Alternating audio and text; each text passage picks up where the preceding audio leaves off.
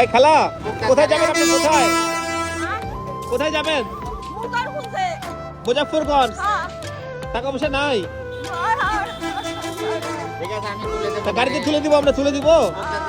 আচ্ছা ঠিক আছে, আপনাকে তুলে দিচ্ছি খালা। হ্যাঁ একটু অপেক্ষা করেন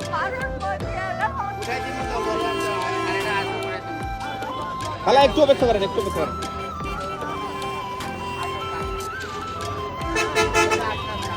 খালা ওর সাথে যান। হাসান সাহেব, এই বক্তা দেন।